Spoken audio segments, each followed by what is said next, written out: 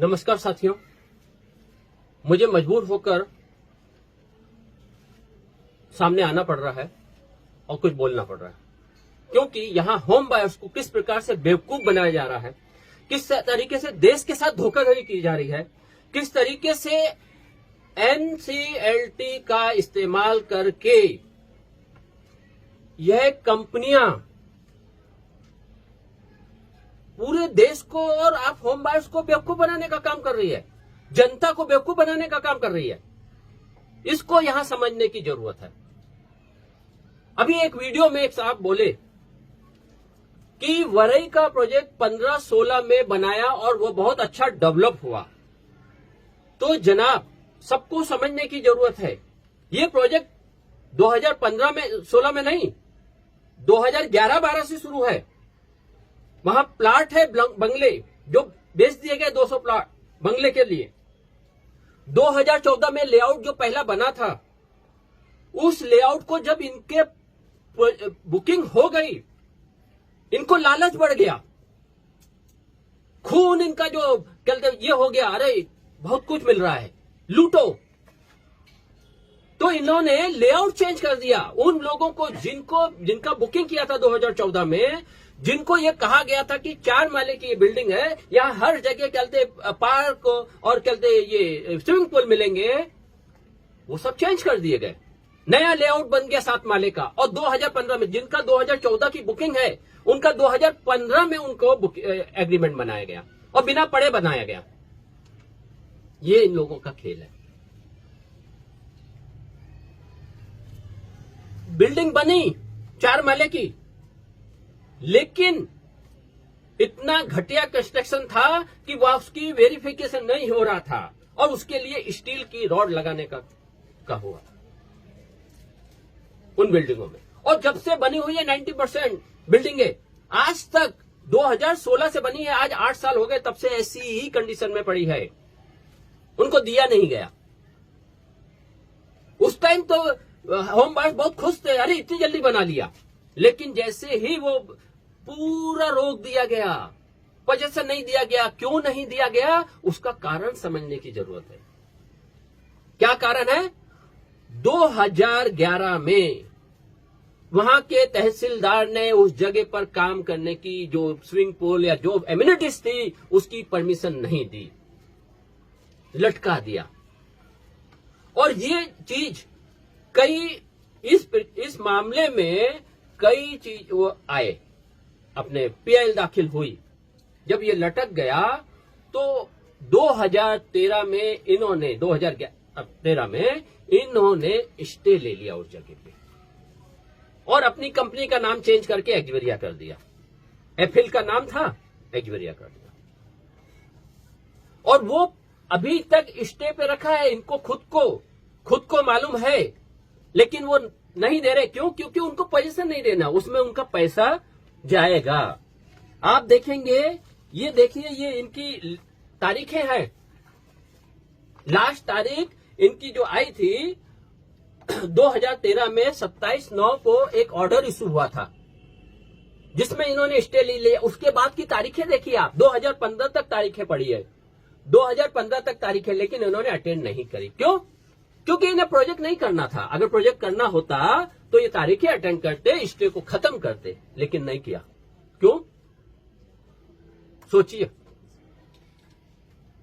और अभी इन्होंने इस मामले में किस प्रकार से लोगों को धोखा दिया जाए, किस प्रकार से सरकार को धोखा दिया जाए, किस प्रकार से जनता के टैक्स का पैसे का इस्तेमाल किया जाए, उसके लिए इन्होंने साजिश रची थी। और साजिश रच के स्वामी फंड के नाम से ये बोला था कि 200 करोड़ का सैंक्शन हो गया है। और उसके लिए उन्होंने ये नेशनल कंपनी लॉ, इसके द्वारा यहां पर एनसीएलटी में इन्होंने अपने न्यू कॉन्सोलिडेटेड कंस्ट्रक्शन कंपनी के द्वारा केस करवाया। कितने का केस? सिर्फ 6-7 करोड़ का। लगभग इन्होंने 125 करोड़ से ऊपर का कार्य किया है। 125 करोड़ से अधिक का इस कंपनी ने काम किया है। उसको सारा पैसा मिल गया और उसके बावजूद सिर्फ 5-6 करोड़ के पीछे इन्होंने अपनी कंपनी को दिवालिया घोषित करवाना शुरू करवा दिया। और आप लोगों से उस टाइम डिक्लेरेशन फॉर्म भरवा रहे थे, आप लोगों को सबको मालूम होगा। 2023 में जब हमें पता चला कि क्या खेल हो रहा है,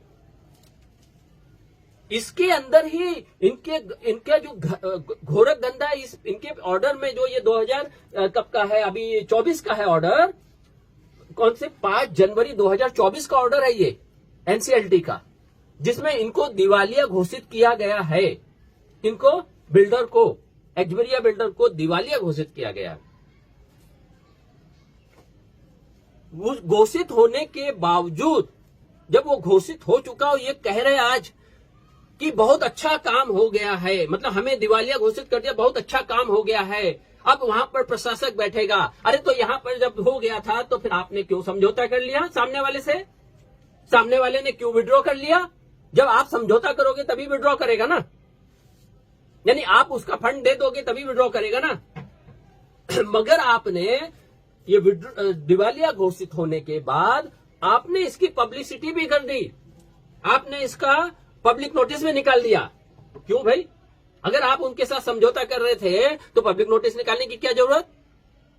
और 2 दिन के बाद ही आपने 125 जो उनका 6-7 करोड़ रुपए का जो था वो समझौता आपने कर लिया, जबकि 125 करोड़ का इन्होंने पेमेंट कर चुके। कोई 5-6 करोड़ के पीछे केस नहीं करता। और इसमें देखिए, इसमें क्या चीजें लिखी है, इस ऑर्डर को पढ़िए आप लोग। इसमें साफ साफ लिखा है कि 2019 से पहले ही पेमेंट नहीं दिया था कंपनी को जो कंस्ट्रक्शन कर रही थी। इसकी वजह से उस कंस्ट्रक्शन कंपनी ने, ये खुद बिल्डर लिख रहा है, आदमियों की भरमार, जहां 256-246 आदमी होने चाहिए थे काम के लिए, वहां पर 30-35 आदमी ही काम कर रहे थे। ये कब की बात है? 2019 की बात है। ये 2019 की इनके पास, इनके उसमें लिखी है। और ये कोविड का नाटक कर रहे हैं। आपके पास तो 2019 से ही आदमी नहीं है, ये खुद आपने लिख के दिया है, खुद आपने लिख के दिया है। फिर भी क्या बोलते हैं आप कोविड का नाटक कर रहे हैं। जब आपने पैसा नहीं दे रहे, पैसा आप क्या कर रहे हैं, कहां से आ रहा पैसा, उसे भी देखने की जरूरत है। एक्सबेरिया डेवलपर्स एक लिमिटेड कंपनी, जो कंपनी क्या बोलते हैं काफी पहले रजिस्टर्ड हुई है और जिसका नाम क्या बोलते हैं बाद में एफिल को एक्सबेरिया डेवलपर में कन्वर्ट किया गया। ये कंपनी कब से है यहां पर मार्केट में, इसको समझने की जरूरत है। ये 2011 से है, 2011 से, उससे पहले से है। ये 2008 में इस कंपनी ने हाउसिंग अर्बन डेवलपमेंट से 12 करोड़ 50 लाख रुपए उठाए थे इस कंपनी ने, और फिर उसी से 2 बार उठाए। और ये टोटल इसका आप हिसाब किताब देखिए, 2008 से ये पैसा उठा रही है। और लगभग कितना 2008 से उठा रही है ये पैसा। कौन? एक्सबेरिया डेवलपर्स लिमिटेड। ये एक्सबेरिया डेवलपर्स लिमिटेड फाइनेंस उठा रही है। उठाना चाहिए, किसी चीज के लिए उठाना चाहिए। आपने, इस कंपनी ने लगभग 2000 करोड़ 2033 करोड़ रुपया उठाया है, जिसमें से 1200 करोड़ की अभी पेंडिंग बाकी है, बैलेंस है एक्सबेरिया डेवलपर्स के ऊपर। आपने वांगनी का प्रोजेक्ट किया कितने का? 5000 कुछ फ्लैट है। एक फ्लैट का होम बायर्स का एक फ्लैट एवरेज में 12 से 15 लाख। 5000 का कितना हुआ? 600 करोड़ में काम हो रहा है। और 600 करोड़ आपको कौन दे रहा है? होम बायर्स खुद दे रहा है। तो ये 1200 करोड़ का क्या कर रहे हैं आप? यानी आप दिवालिया घोषित कर रहे हैं अपने आप को 6 करोड़ के लिए।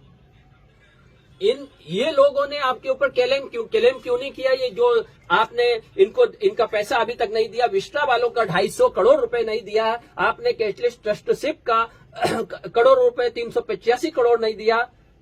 आपने 385 करोड़ किसका है? ये अपने कैटलिस्ट ट्रस्टशिप लिमिटेड स्टेट बैंक का है। ये सारा पैसा करीबन 1200 करोड़ रुपए जो आज की तारीख में आपके ऊपर पेंडिंग है। कंपनी के ऊपर, एक्सवीरिया कंपनी के ऊपर पेंडिंग है, और सिर्फ 1.25 करोड़ रुपए के लिए आप क्या कहते दिवालिया की घोषणा कर रहे हैं। किसको बेवकूफ बना रहे हैं? अगर आप उस वक्त 2019 में सिर्फ 30 वर्करों के साथ रह रहे हैं, ये इसमें साफ साफ लिखा है, आपके ही द्वारा दिया गया है, तो आप कैसे कह सकते हैं कि कोविड में हम फंस गए? किसको बेवकूफ बना रहे हो आप? 2015-14 की बुकिंग 2016 में आपको देनी थी, 30 महीने में देनी चाहिए। वहां पर आपने उनको धोखा दिया, जो चीज उनको देने जा रहे थे वो चीज ना देके नया लेआउट लेके आए, और उनके फ्लैट जो उन्होंने लिए थे वो आपने उनको दिए नहीं। ये वरई की हालत है। ये सब खेल हुआ। बहुत कुछ है बोलने के लिए, बहुत कुछ। वरई की बात करते हैं अगर, तो वरई का जो प्रोजेक्ट है, उस प्रोजेक्ट पर, ये वरई का है इनका चार्ट। इन्होंने वरई के मामले में लगभग 925 करोड़ रुपया उठाया है, और उसमें से सिर्फ 150 करोड़ रुपए इन्होंने पेड किया है। मतलब आज की तारीख में इनके ऊपर लगभग 750 करोड़ रुपया पेंडिंग है। किसका? वरई के मामले में। और खाली 1.25 करोड़ रुपए के लिए आप दिवालिया घोषित कर रहे हो। किस वजह से? किसको बेवकूफ बना रहे हो? यहां पर समझने की जरूरत है कि यहां ये क्या चाह रहे। देखिए, इनके जो दिवालिया होने के बाद इनके बारे में क्या बोला जाता है कि अब कंपनी क्या बोलेगी? ये फ्रॉड कर रहे, ये पूरा खेल खेल रहे हैं। अब कंपनी के लिए क्या इनके लिए ऑर्डर आ जाता है? ऑर्डर देखिए, ऑर्डर में इन्होंने क्या लिखा है? यह पीठ कारपोरेट देनदार के खिलाफ मुकदमा दायर करने या लंबित मुकदमों या कार्रवाई को जारी रखने पर रोक लगाती है। मतलब अब इस कंपनी के खिलाफ कोई मुकदमा आप नहीं कर सकते, क्योंकि ये दिवालिया हो गई है। ये दिवालिया हो गई है, और आप लोगों से डिक्लेरेशन फॉर्म भरवा रहे हैं, जिससे कि क्या बोलते हैं, आप उनके उससे सहमत है, और आप एनसीएलटी में जा रहे हैं इनके लिए कि भाई हमें ये पैसा दिला दिया जाए। मतलब सिविल में आपको ढकेल दे रहे हैं। ये सिविल में ढकेल रहे तो 15 साल 20 साल लग जाएंगे आपको पैसा मिलते मिलते। आप कंज्यूमर कोर्ट से भी पैसा नहीं वसूल कर सकते, आप आगे बढ़ नहीं सकते, क्योंकि आपको एनसीएलटी में ही जाना पड़ेगा। ये खेल खेल रहे। इन्होंने जब ये दिवालिया हो गए और दिवालियापन इनके लिए बहुत अच्छा था, तो ये वापस क्यों आए? क्यों इन्होंने उस व्यक्ति को, उस कंपनी को जिसने इनको दिवालिया घोषित करवाया था, उस कंपनी के साथ समझौता किया, उनका 6 करोड़ दे करके, और अपने आप को वापस उससे विड्रॉ करवा ली।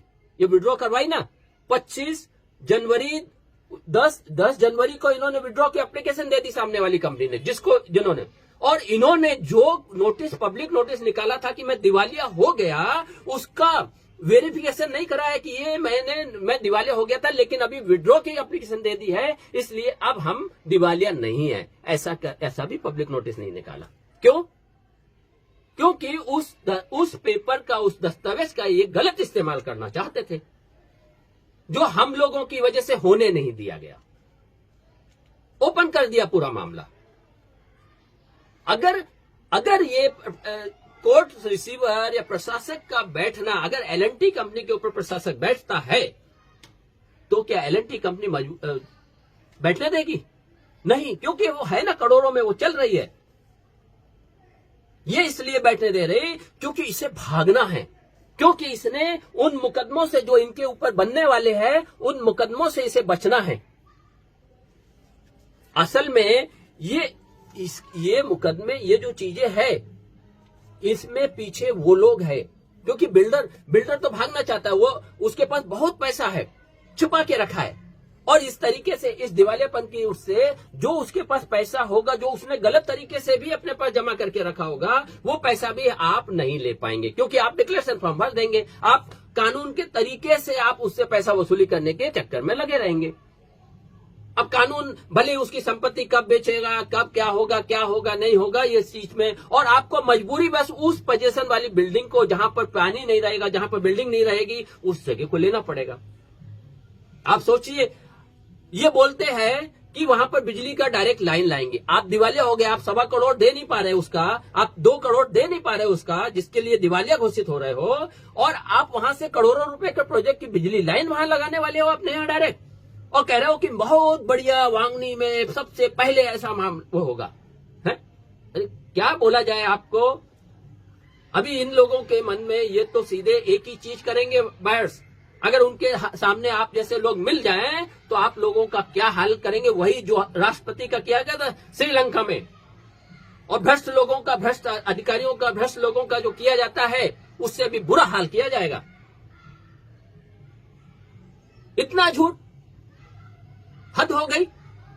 बोल रहे पानी वहां से यहां लेके आएंगे डायरेक्टली, क्या उसके लिए पैसा नहीं लगेगा? आप तो दिवालिया हो रहे हो, 1.25 करोड़ दे नहीं पा रहे, 1.5 करोड़ दे नहीं पा रहे, 2 करोड़ दे नहीं पा रहे,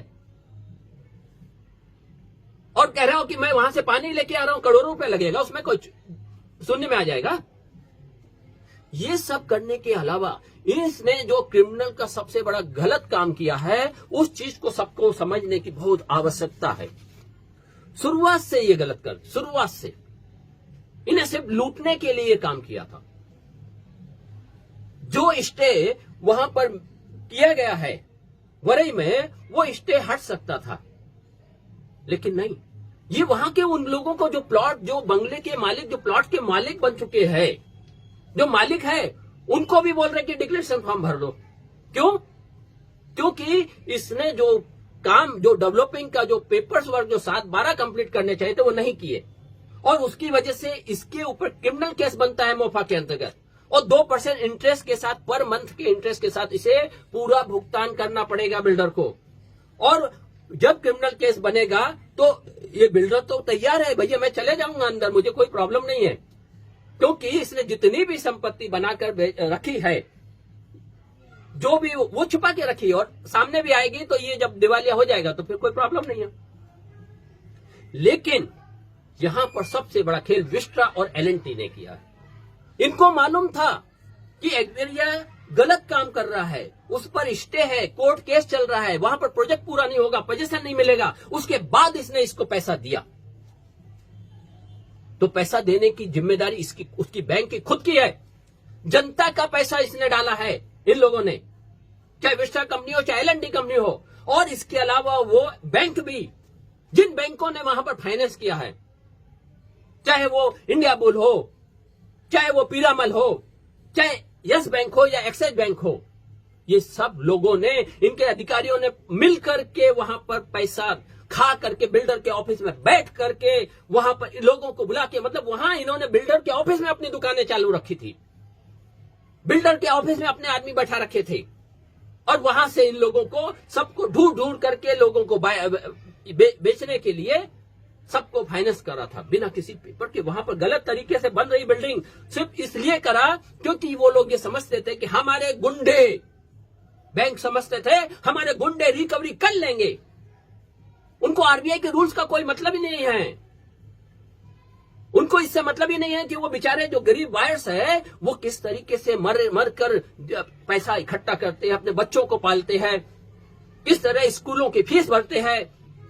इससे उन्हें कोई मतलब नहीं था, उन्हें सिर्फ इससे मतलब था कि हम इनको रिकवरी, अपने गुंडे भेजकर, जो यहाँ पर कानून हमारा देश का है, जो पुलिस है, वो पूरी तरह बिकी हुई है इन लोगों के हाथों।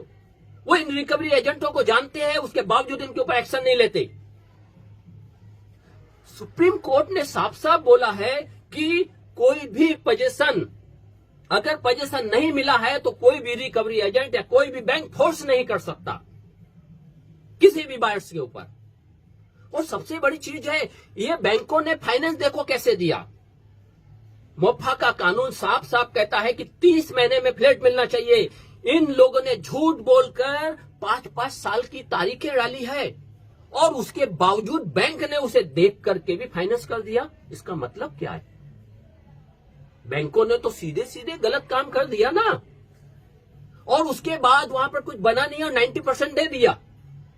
ये भी काम किया बैंक ने। तो बैंक के अधिकारी और वो बैंक खुद इसमें सबसे बड़े बिल्डर, तो बात का बात है, ये बैंकों के पास हमारा जनता का पैसा है, उस पैसे को गड्ढे में डाला है इन लोगों ने, बैंकों ने, और इन लोगों को आत्महत्या करने के लिए मजबूर कर रहा है। उनके गुंडे आते और कैसे कैसे वर्ड बोल रहे हैं, वो वर्ड नहीं बोल रहे जो सुप्रीम कोर्ट कहता है, वो वर्ड नहीं बोल रहे जो आरबीआई कहता है।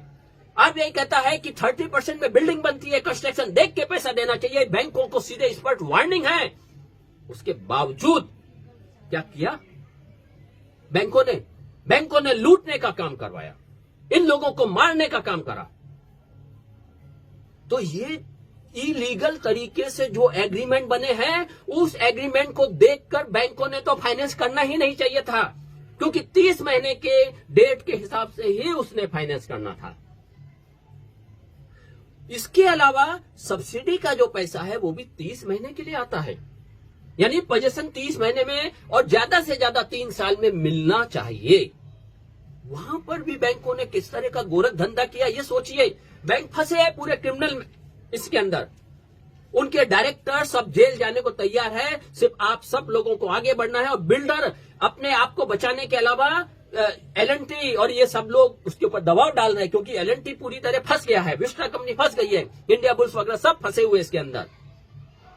बैंकों ने ध्यान देना था कि भाई जब 30 महीने के ऊपर की तारीख दी जा रही है, 36 मंथ के ऊपर की तारीख दी जा रही है, तो सब्सिडी का पैसा जो प्राइम मिनिस्टर की तरफ से मिलता है पीएमओ हाउस से, वो पैसा तो मिलेगा नहीं। यही तो कानून था ना पहले, और इसी वजह से लोगों का पैसा वापस गया। तो इसका जिम्मेदार कौन है? क्या ये लोग, ये बायर्स लोग जिनको लॉ की जानकारी नहीं है, जिन लोगों ने प्रोसेसिंग फीस दी है बैंकों को? इन प्रोसेसिंग फीस देने का मतलब क्या है? नहीं लेना चाहिए था ना। अगर बायर्स के कहने पर ही आपको चलना था कि बायर्स बोलता ये बिल्डर है, इसका मुझे लेना है फ्लैट, तो बिल्डर से उनसे प्रोसेसिंग फीस लेनी ही नहीं थी ना। प्रोसेसिंग फीस किस लिए ली? एक ऑडियो हम लोगों ने डाला है, उसको भी देखिए, जिसमें एक बायर्स एल&टी के ऑफिस में गया, अपने यस बैंक के ऑफिस में गया है, और वहां पर उसने एक्सिस बैंक के ऑफिस में गया, और वहां पर वो मांग रहा है वो पेपर। कौन सा पेपर? जो उसे साइन करवाया गया एग्रीमेंट के नाम पर, लोन देने के नाम पर। वो पेपर नहीं दे रहे कोई। क्या कह रहे कि नहीं आप भर दो तब। अरे तुमने इतने बड़े धोखा दिया, तुमने हमें आत्महत्या करने पर मजबूर किया, और तुम लिख के देने को भी तैयार नहीं हो, और तुम वहां से रिटर्न कर रहे हो, वो पेपर नहीं दे रहे हो, और आपके डायरेक्टर आपके वहां से बोला जा रहा है कि आप वहां जाकर के ले नजदीकी ब्रांच में। ये स्थिति है। तो ऐसे बैंकों को और इन सब को आप तभी रोक सकते हैं जब डिक्लेरेशन फॉर्म, तो क्या बोलते हैं, आपके सीधे आपको सिविल में जाने से रोकता है। वो सीधा कहेगा कि एनसीएलटी में ही आपको अब समझौता होगा और कहीं नहीं होगा। और एनसीएलटी इन्हीं लोगों की बनी हुई है। अगर इनकी नहीं बनी होती, इन्हीं के लोग नहीं होते वहां पर, तो पहली कंपनी में ख्यानी उसी कंपनी में था। ये विकास ख्यानी सीए पहले उसमें जुड़ा हुआ था, पहले वाले उसमें, पहली वाली जो इनके ऊपर दिवालियापन की जो चालू हुई थी केस, और जिसमें फाइनल मिला था, उसका पेपर देख लीजिए आप, उसमें उसका ख्यानी का नाम है। और फिर दूसरे वाले में भी आ रहा है। मतलब इस कंपनी को पूरा मालूम है गोरख धंधा। इस ख्यानी को नहीं पता कि इसने 800 करोड़ या 2000 करोड़ या 1200 करोड़ की देनदारी बाकी है, और खाली 1.25 करोड़ रुपए के लिए। तो ख्यानी आपका आदमी नहीं है, जनता का आदमी नहीं है, कोर्ट का आदमी नहीं है, ये बिल्डर का आदमी है। स्पष्ट रूप से अगर इसमें बिल्डर का आदमी नहीं है, हमें माफी मांगूंगा, पहले ये क्लियर करो, इसके ऊपर केस करो ना। ये पहला क्यों दिवालिया घोषित करके ये वापस आया? क्यों उसके साथ समझौता किया? उसको बोलो ख्यानी से है। और हमारा इससे क्या मतलब है इन लोगों का, बायर्स का? उसके तो ऊपर तो करोड़ों रुपए का वो है, वो निकालो ना।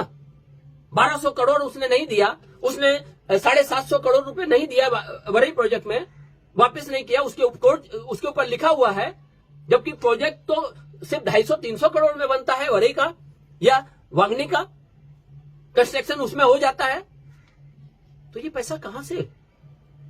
इसको खैनी को बोलो, अगर इसमें जरा भी शर्म है, इसने जो संविधान में शपथ ली है कि मैं देश की सेवा, सीए का मतलब क्या होता है, देश की सेवा, सही जो आर्थिक कच्चा चिट्ठा है उसको सही ढंग से प्रेजेंट करना, कुछ गलत हो रहा है तो उसे रोकना, उसे सरकार के सामने लाना।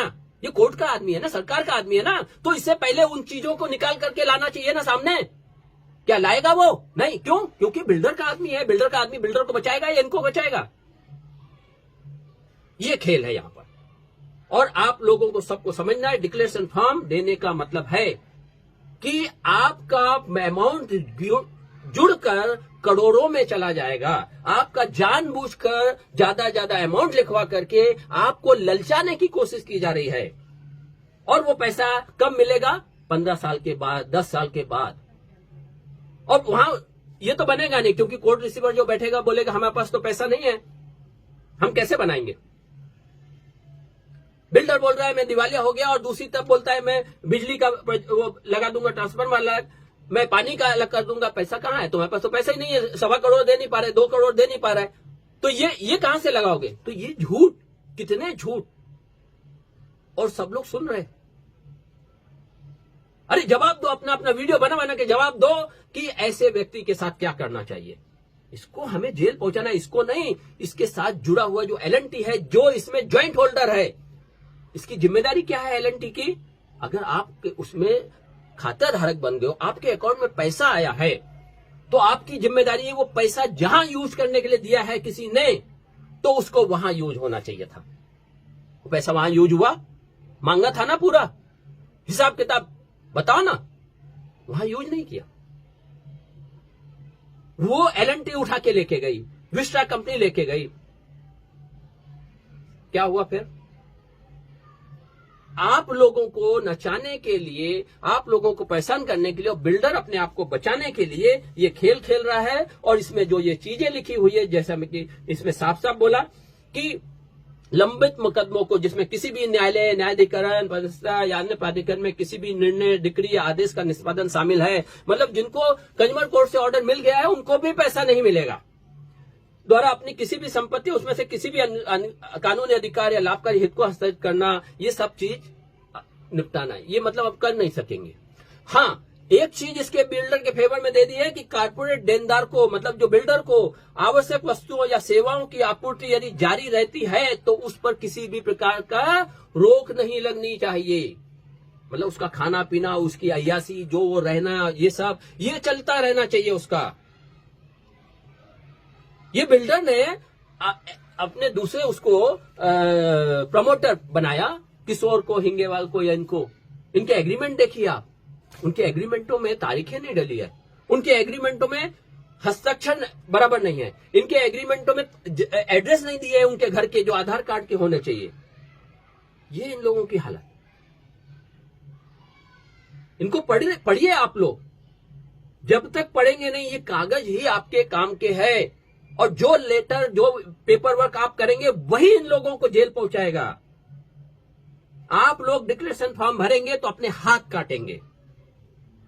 हमें क्रिमिनल केस करना है किसके ऊपर? एलएनटी, विस्टा, बिल्डर और उन अधिकारियों के ऊपर जिसमें स्वामी फंड जो काम नहीं कर रहा, या डीजीपी, या वो नेरल पुलिस थाने के पुलिस ऑफिसर जो जिम्मेदार है, या एसपी या कलेक्टर। इन लोगों का काम था यहां पर बिल्डर के खिलाफ तुरंत एक्शन लेना, एलएनटी के खिलाफ एक्शन लेना, एफआईआर दर्ज करना। वो काम वो नहीं कर रहे, तो हमें उन लोगों के खिलाफ काम करना है, हमें रेरा के उन अधिकारियों के खिलाफ काम करना है जिन्होंने इसको परमिशन दे रहे हैं, जिन्होंने इनका रजिस्ट्रेशन किया है, जबकि वहां पर तो केस चल रहा है। ऐसे कैसे? रेरा किस लिए बैठा है? उसे एक एक पेपर कंप्लीट करना है, उसे एक एक चीज बतानी है रेरा के अधिकारियों को कि ये प्रोजेक्ट बराबर है या नहीं है। उसका रजिस्ट्रेशन नहीं होने देना, उसका बिक्री नहीं होना चाहिए था। जब रजिस्ट्रेशन नहीं करोगे तभी तो बिक्री नहीं होगा, लेकिन कर दिया आप लोगों ने। तो अभी मैं बस इतना बोलता हूं, आप लोगों को सोचिए, अपने हाथ काटने की अपेक्षा बिल्डर और ये जितने भी इनकी लॉबी है 120B में, सब के सब मोफा के अंदर, सब जेल के अंदर जाने के अधिकारी है। 409 में, आईपीसी 409 जो अभी बदल गया है, 467, 468, 471 ये सारे धाराएं इनके ऊपर लगती है। इन सबको एक साथ L&T के ग्रुप चेयरमैन जो है SN सुब्रमण्यन, इन सबको जेल जाना होगा अगर आप सब लोग साथ में रहेंगे। क्रिमिनल, इन्होंने बहुत बड़ा क्राइम किया है। आप लोगों को आत्महत्या करने के लिए, आप लोगों की हत्या के जिम्मेदार है ये।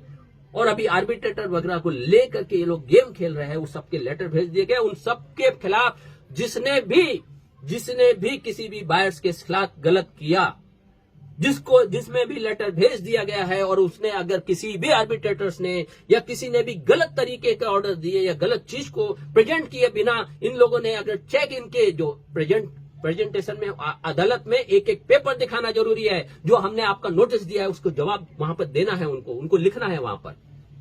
जो आप लोगों ने इन बैंकों को नोटिस दिया है वो एक एक चीज वहां पर उनको मेंशन करनी है। अगर वो नहीं करते हैं तो मतलब अदालत को गुमराह कर रहे हैं। इन सब के खिलाफ PIL दाखिल होगी और ये सब के सब जेल जाएंगे।